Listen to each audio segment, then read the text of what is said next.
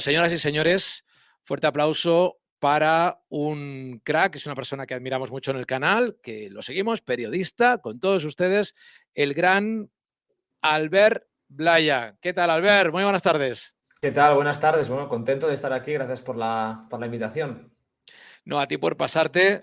Yo, bueno, estábamos aquí haciendo un poquito la introducción con el tema de Ansu Fati. Me preguntaban por la selección española. Me gustaría mucho saber tu opinión. Vamos a estar media horita contigo. Este es un canal del Barça, fundamentalmente. Hacemos análisis, narramos también partidos en directo del Barça y también de competiciones internacionales. Y le damos mucho al bisturí. Yo sé que a ti te gusta mucho diseccionar a la pieza y seguimos mucho tu cuenta de Twitter, una cuenta que os recomiendo encarecidamente, además con más de 83.000 seguidores. Y el gran Albert, en primer lugar, gracias de nuevo por pasarte. Y lo que te quería preguntar, he puesto unas declaraciones de aquel famoso stream de Luis Enrique durante el Mundial, que hizo alusión a esos padres ansiosos de querer que su hijo triunfe a toda costa desde que son apenas unos chupetines, ¿no? De que están pendientes del Twitter, que mi hijo es el nuevo Messi, que le ponen la camiseta de Cristiano, que ya prácticamente no se pueden ni calzar las botas y ya quieren verles triunfar. ¿Qué opinión tienes, Albert, un poco de lo que está pasando con Ansu Fati? Esa sensación desde fuera futbolística, la sensación de la presión, yo creo que asfixiante, ¿no?, que debe sentir el chaval, y esa gestión de Xavi Hernández harto complicada, ¿no?, en un momento donde por un lado Boni, por otro lado Jorge Méndez y por otro lado una realidad constatable, y es que Ansu, por H o por B, pues no acaba de derribar el muro, ¿no? Sí, totalmente. Al final existen muchos problemas, ¿no? Pero es evidente que con Ansu, cuando vuelve la lesión tan larga, pues se le va exigiendo. Yo me acuerdo de que cuando volvía de las lesiones musculares que tenía, la gente notaba esa ilusión, ¿no? De, ostras, vuelve Ansu, recuperamos Ansu, por lo tanto, se despejaba una duda ahí y en cierta medida sí que había esa sensación de necesidad cada vez que se lesionaba y que tenía que volver, de que volviese cuanto antes, ¿no? Y yo creo que ahí el jugador empezó a notar lo que es esa presión, porque es verdad que eligió el 10, porque antes de la lesión estaba a un nivel estratosférico, pero también la muestra era tan pequeña que no sabemos tampoco cuál hubiese sido el recorrido de Ansu sin lesiones, ¿no? Que seguramente hubiese tenido picos más bajos de rendimiento y se hubiese normalizado todo. Pero al tener esa imagen congelada en la mente del jugador que era antes, que prácticamente no había tenido ningún bajón, pues entonces es evidente que todo sabe a menos, ¿no? Pero lo lógico es que Ansu es un jugador de 20 años que ha tenido una lesión que ha estado casi 2 años parado entre la lesión en la rodilla y luego también las musculares que ha ido teniendo y que ahora mismo está sin confianza, ¿no? Porque él, yo creo que tiene la sensación de que cada vez que sale a jugar tiene que marcar, un poco lo que comentó Ferran también hace poco, ¿no? Que el gol está atormentando, esa falta de gol. Yo creo que con Ansu es así, ¿no? Y es un jugador que ha perdido ese último gesto, evidentemente se le ve más pesado, más fuerte, pero menos ágil, menos explosivo. Y si vas sumando todos los factores, pues te queda un jugador que ahora mismo es un manojo de nervios, ¿no? Y muy alejado de la versión anterior.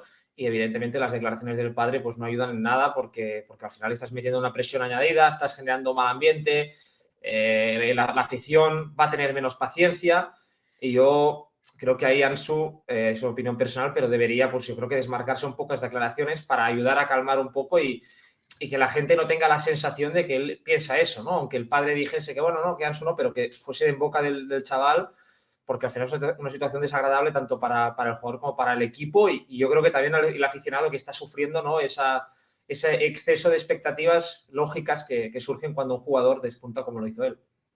Albert, lo enlazamos en el canal con el tema futbolístico y aquí somos unos creyentes a pie juntillas de que la casualidad, después de lo del Mundial y las lesiones, a Xavi Hernández se le abrió la puerta de los 4 centrocampistas. Bueno, con ese extremo mentiroso, ¿no?, que ocupa actualmente Gavi. Y ahí es donde entramos en el tema de Ansu Fati, futbolísticamente hablando. Porque Ansu no es un 9, no es un extremo puro, no es un centrocampista, no es un centrocampista llegador, tampoco esa posición de falso extremo. Yo soy de los que defiende que Ansu es dañino para el rival por dentro. Yo siempre creo que cuando me acuerdo de jugadores de otra época, ¿no?, Nihat, Kovacevic, Munitis, Sigic, Rosicky, Jan Koller, es decir, el segundo delantero, el pesca de arrastre, yo creo que ahí Ansu Fati es el clásico delantero que dispara y luego pregunta, ¿no? ¿Cómo lo ves en esta situación futbolística donde En un 4-3-3 no acaba de ser el extremo puro que Xavi Hernández demanda. Ahí tienes a Dembélé y a Rafinha, más rol puro. El centrocampista tampoco acaba de ser su posición, porque está claro que no es digamos, un tocador nativo, sino que es un jugador que aparece más en zona de peligro. Y luego está la cuestión del delantero, que tampoco no es un 9. No sé cómo lo ves. Bueno, al final en juveniles, que es donde realmente da ese salto, él lo venía haciendo de extremo izquierdo, ¿no?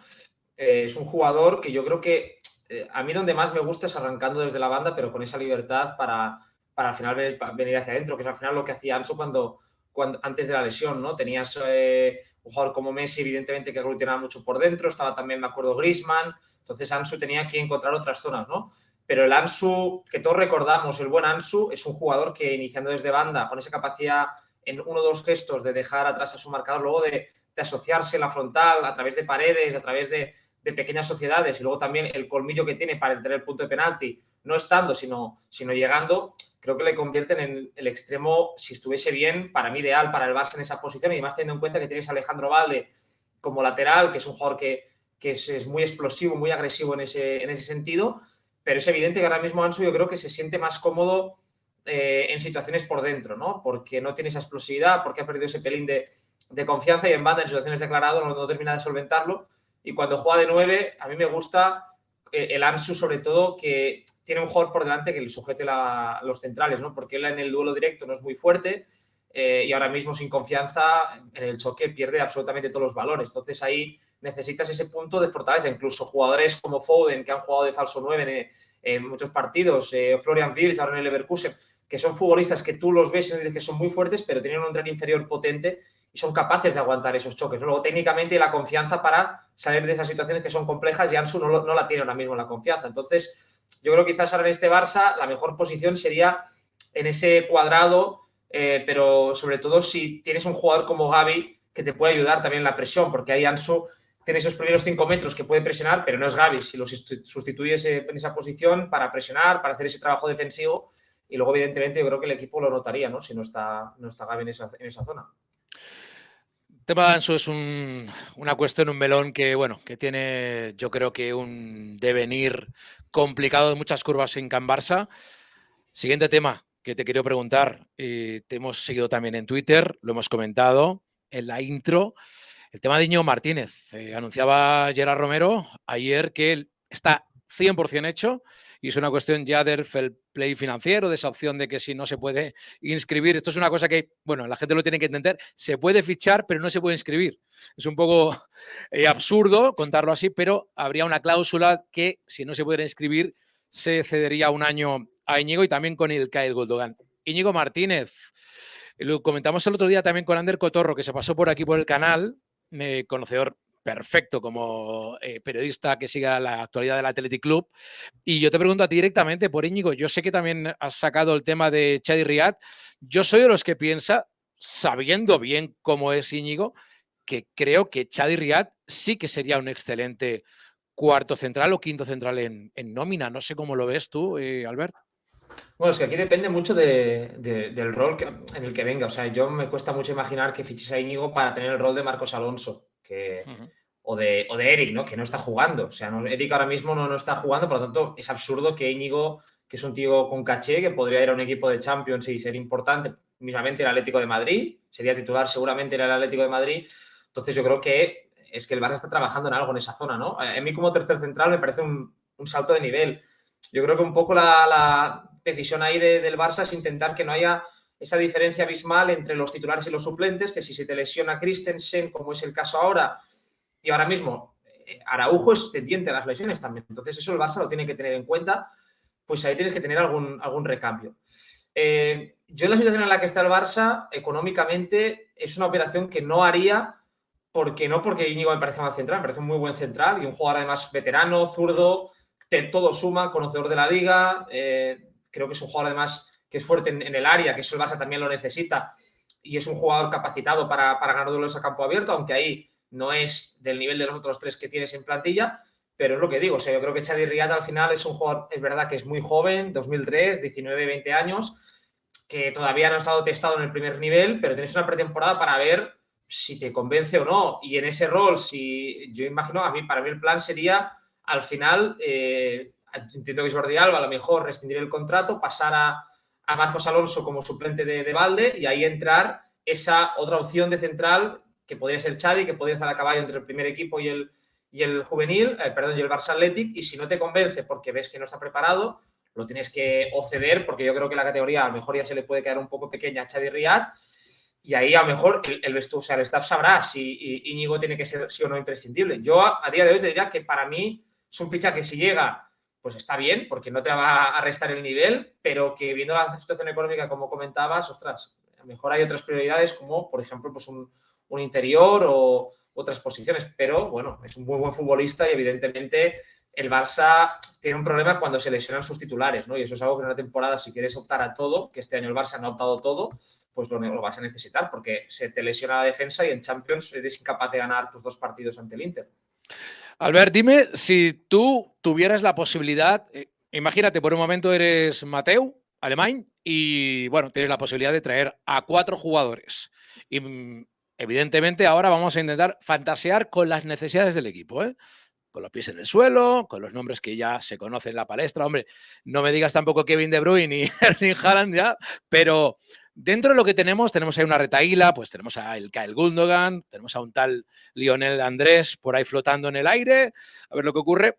¿Qué haría Albert? ¿Qué posiciones? Y ordénamelas por importancia en el equipo. Es decir, los factores que realmente necesita este equipo para dar ese paso definitorio y agarrar por la pechera, sobre todo en Europa, ¿no? Que yo creo que es la cuenta pendiente del Barça.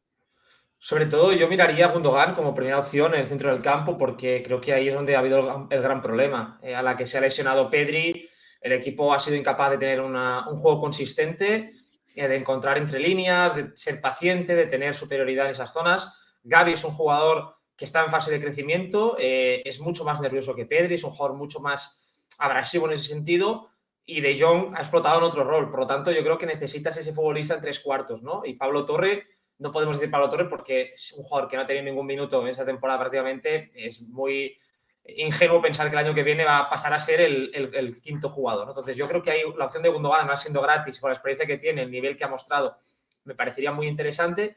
Luego yo creo que arriba Vitor Roque me parece un nombre que está por ahí, que se le relaciona bien y creo que el Barça haría bien en fichar ese futbolista. Yo lo que he visto, que lo he visto bastante ahora, me parece un jugador con mucho potencial, todavía por mejorar, pero es joven, es un jugador que te puede empezar ya a aprender el oficio con Lewandowski y que en 2-3 años ya tenga esa edad para empezar a ser importante, de verdad en el Barça como primera espada, y es algo que el Barça necesita, un 9, porque podemos hablar de Messi, podemos hablar de los extremos, pero arriba tienes a Lewandowski que tiene la edad que tiene y el bajón puede ser como Benzema este año, puede llegar en cualquier momento, porque con 35 años que va a cumplir, pues bueno, nadie te asegura que Lewandowski el siguiente curso esté al mismo nivel, va a ser complicado eso de medir.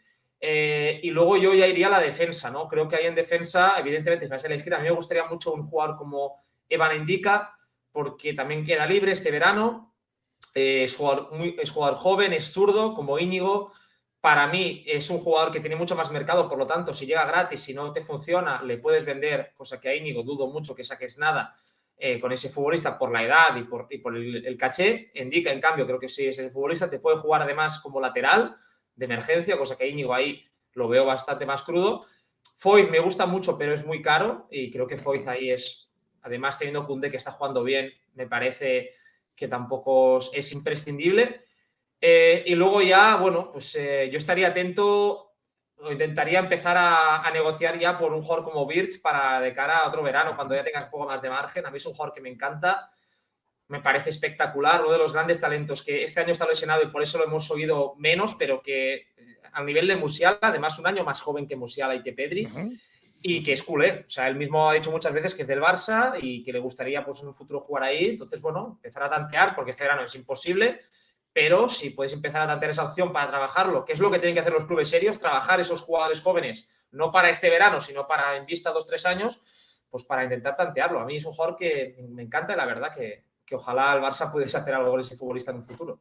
Albert, ¿tú cómo planteas las bandas del Barça? Sabiendo que Alejandro Valde es ahora mismo el presente y futuro de la entidad por la banda izquierda, ¿Ves un equipo de bandas asimétricas? ¿Irías a por laterales muy a cuchillo? Porque se hablaba de la opción, un poco el perfil Joao Cancelo, ¿no? Se habló también en su momento de Rafa Guerreiro, que es un tipo perfil así por la izquierda. Yo creo que con Alejandro Valde está bien cubierto ese perfil. Igual habría que buscar una competencia el día de mañana, ¿no? Se hablaba de Alejandro Grimaldo, pero ¿tú lo observas más en la derecha, un poco más como hacía, retrocedemos en el tiempo, a Vidal, Dani Alves, esas bandas asimétricas, uno me quedo, otro va al segundo poste más fuerte, o vas a cuchillo con un Cancelo, Valde, ambos amantes de la fiesta ofensiva?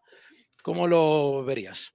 Bueno, aquí al final se trata de tener equilibrio, ¿no? En el equipo, evidentemente puedes jugar con dos laterales ofensivos, o con dos jugadores que sean muy, muy, muy de ataque, pero luego tendrás que compensar de otra forma para no quedar desprotegido. Seguramente, pues, jugar con un centrocampista, un interior que esté mucho más pendiente de ese retroceso, que esté más cerca del mediocentro, para no quedar demasiado desprotegido. Yo creo que el Barça ha encontrado el equilibrio en esa zona, ¿no? Al final tienes un lateral como Valde que disfruta conduciendo, dividiendo y regateando, y un jugador como Koundé, que a mí me parece que desde esa zona tienen una capacidad para batir líneas, desde el pase, filtrando, cambio de orientación, también en conducción. Koundé es un jugador que se prodiga bastante. En el Sevilla ya lo veíamos cuando era central, que le gustaba sumarse al ataque.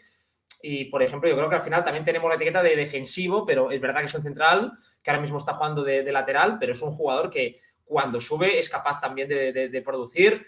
De hecho, ha dejado, creo que son un par de asistencias esta temporada, que son cifras que, teniendo en cuenta que tampoco suben mucho, no están nada mal, y algún que otro creo que ha marcado un gol, me parece. Entonces, bueno, creo que es un jugador que a mí me gusta de lateral y te permite además mantener el Araujo Christensen que funciona, ¿no?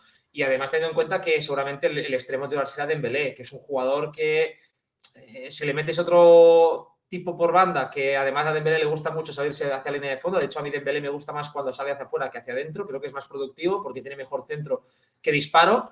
Bueno, pues creo que ahí con ese tipo de lateral quedas más protegido y ganas más, ¿no? Además, con la opción de poder meter a Koundé en esa línea de tres, de poder tener más jugadores entre líneas, ser un poco, tomar más riesgos.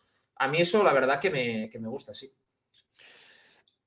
Respecto al tema de los jugadores, que ya me has comentado que futbolistas te podrían interesar, de los que tenemos en plantilla, ¿te mojas de algunos nombres que tú sacarías si llega una oferta que pueda bien amortizar lo que queda por pagar, o bien que pueda dejar algún tipo de rédito, o bien por necesidad del guión?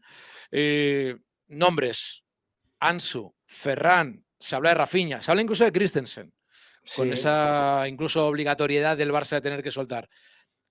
¿Darías Bueno, paso para soltar ese tipo de lastre en jugadores, aunque puedan doler, sabiendo que el club lo necesita, y metiendo también ahí a los Gundogan, a los Messi? Es decir, sacas, pero sabiendo que puedes llegar a traer a 2, 3 nombres importantes.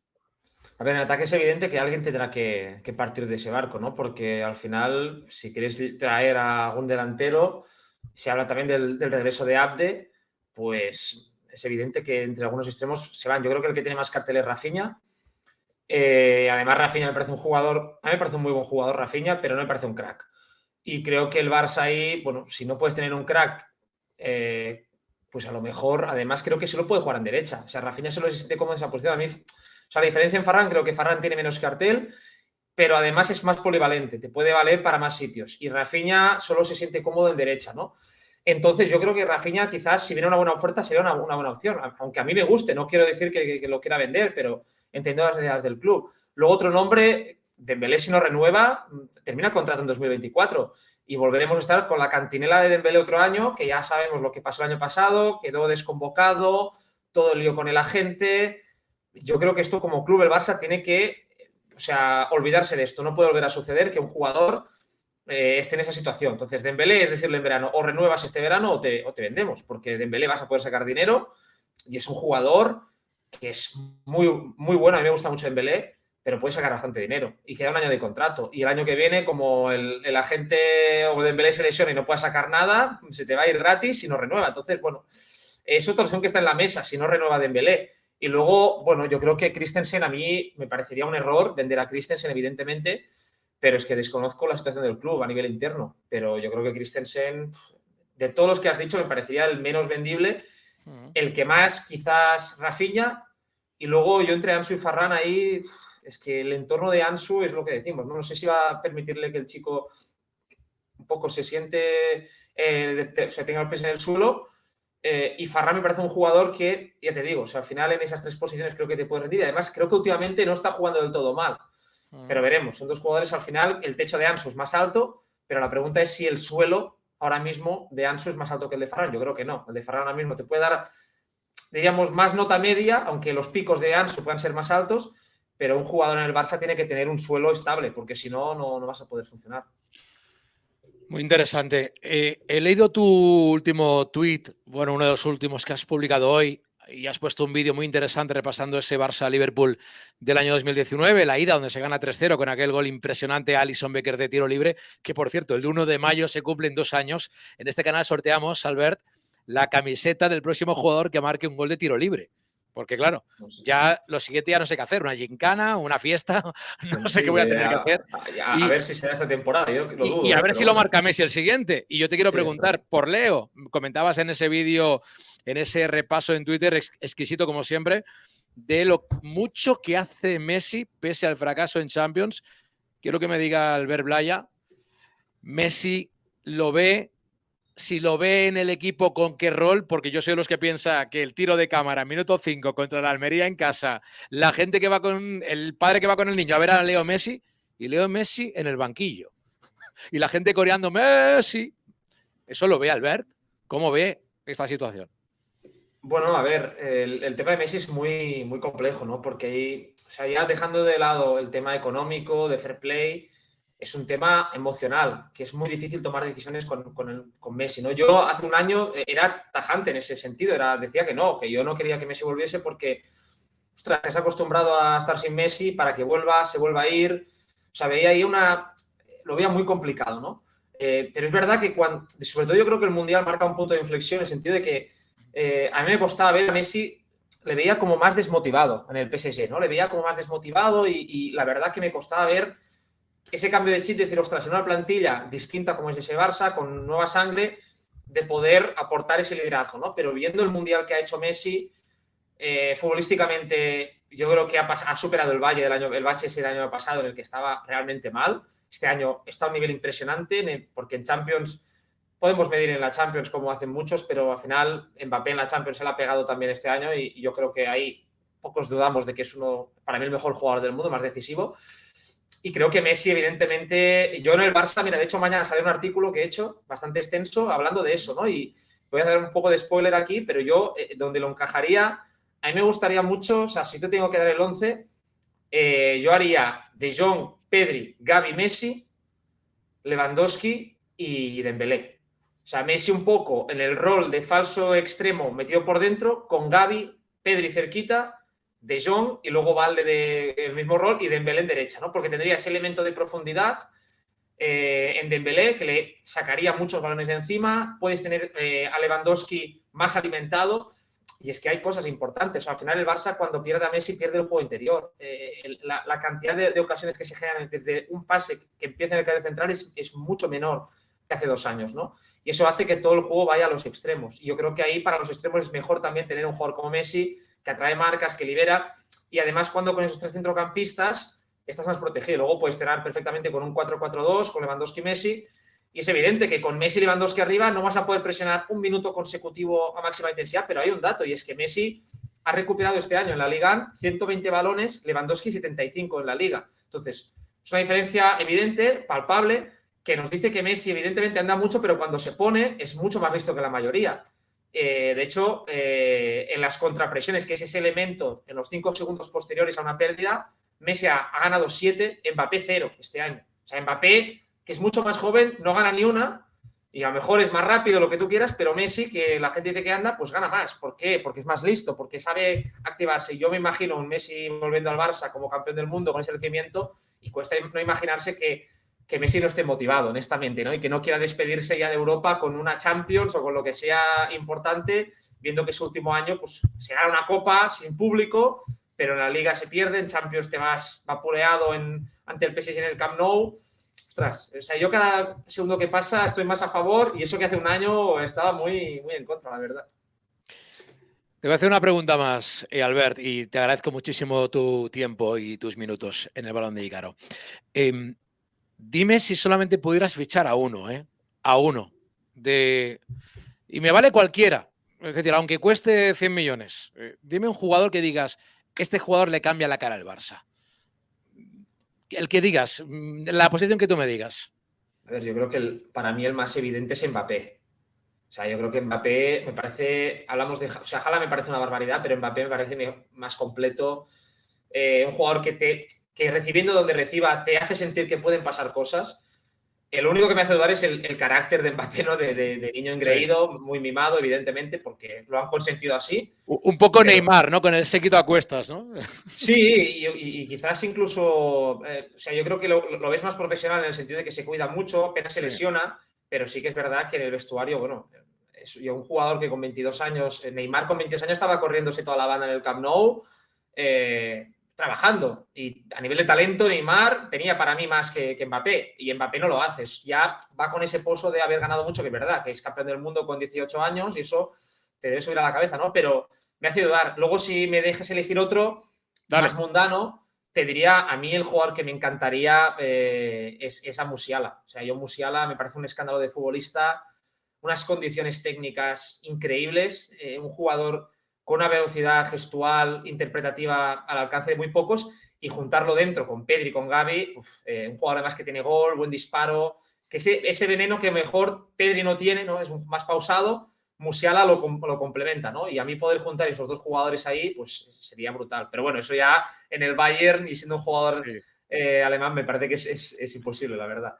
No, aparte este Bayern que saltó un poco por los aires con esa cama que parecía directamente un hotel, ¿no? Tantas camas, al final salió por los aires Julian Nagelsmann, llega el sargento Tuchel A veremos y, ahora, a ver qué tal. y a ver qué pasa, ¿no? Porque uno de los que estaban en esos nombres era el mismo Musiala, talento a expuertas, un auténtico bicharraco del fútbol y un jugador que va a dominar seguramente el balompié la próxima década de largo con Pedri y otros talentos. Albert, por último, y para acabar, la gente te puede encontrar en Twitter, eres periodista de relevo, ¿tienes alguna otra página en la que quieras decir donde podamos encontrarte y disfrutar? Bueno, también tengo mi canal de Twitch, que es el mismo que Twitter, pero ahora Vale, mismo estoy un poco inactivo. vale. Pero bueno, espero recuperar pronto los directos de vez en cuando, aunque ya sabes, eso al final, trabajar en un Sí. medio 8 horas y luego te ven en el canal, pues se hace a veces un poco duro y lo tengo un poco abandonado, pero bueno, espero volver pronto. Dinos, para que la gente lo sepa, ¿cuál es tu ídolo futbolístico de siempre, el jugador fetiche, no importa que sea un mega hiper crack, jugador fetiche que digas, mira, este tío me hizo enamorarme del fútbol perdidamente cuando tenía 5 años o 6 o 10 o los que fueran? Bueno, cuando era muy pequeño, claro, soy del 98, entonces cuando en 2004, pues es muy tópico, ¿no? Pero al final es Ronaldinho, un Ujú. poco es la infancia, ¿no? Del querer verlo siempre. Si me voy ya más un poco, no sé por qué, antes lo has dicho. O sea, yo tengo la camiseta de Nihat, no sé por qué, pero la tengo en casa y lo he olvidado, pero supongo que me gustaba de pequeño. O sea, si la tengo y supongo que la pedí, me gustaba y me gustaba mucho también ya de pequeño ese Chelsea de Mourinho, la verdad. O sea, era muy Ujú. de Drogba y muy de Sí. Lampard. Muy de Drogba era. O sea, me Yo también, de encantaba Lampard, Drogba. muy de Lampard, sí, muy de Y Frankie. era un equipo que no sé por qué, pues de pequeño siempre me generaba, se eché luego con Gus Hiddink, que llegan a esa final en Ujú, 2008, ese Chelsea era ujú. duro, ¿no? Un equipo muy fuerte. Y la verdad que me gustaba ese Chelsea. O sea, esos jugadores me gustaban, pero ya te digo, Ronaldinho, por ser del Barça, compite en otro nivel. Absolutamente. De hecho, Albert, cuando decimos que al Barça le falta un poco de talento, lo comentábamos ayer en la narración de España, en esa derrota en Hampden Park contra Escocia, al final, un poco la clase media es la que predomina en España y buenos jugadores como Miquel Merino y demás, pero luego falta el talento desactivador, ¿no? El Musiala, un poco la tormenta perfecta de Mbappé, ese Sí, sí, juntar a muy los bien. jugones, que es un poco lo que ha hecho triunfar a la selección y evidentemente el Barça si ha sido y es lo que es en el mundo, esos 400 millones se estima de seguidores en el mundo es por nombres como Ronaldinho, como Messi, como los grandes cracks que son los que realmente atraen y enamoran, ¿no? Porque el Barça yo creo que si es más que un club, no solamente por las diferentes modalidades deportivas que tiene la institución, sino por la manera de trascender, ¿no? Por El otro día pues, nos acordábamos de Johan, 7 años sin él, lo que ha trascendido jugadores como Guardiola en el césped, como entrenador, como el mismo Xavi, Iniesta y por supuesto Leo, Ronaldinho, el mismo Rivaldo, también era un jugador distinto, ¿no? Pues creo que al final el Barça está, el culé está huérfano de referentes, por eso está, en cuanto ven a Ansu Fati con el 10, yo creo que corremos más antes que caminar, ¿no? Es un poco la impresión totalmente. para cerrar. Pues mira, de un Manresa que te saluda, Jordi Manresa, para Albert Blaya. Y todo el cariño del Balón de Ícaro. Cuando quieras y tengas un rato, si aceptas una humilde invitación de este canal, será un auténtico lujo tenerte por aquí, Albert. Sin problema, cuando surja la oportunidad, encantado de venir y charlar un rato. Un aplauso para ti y de todos los sicarianos, este aplauso es para ti, amigo. Gracias, Albert. Cuídate. Hasta luego. Chao. Chao. Messi gol. Messi gol. Messi gol.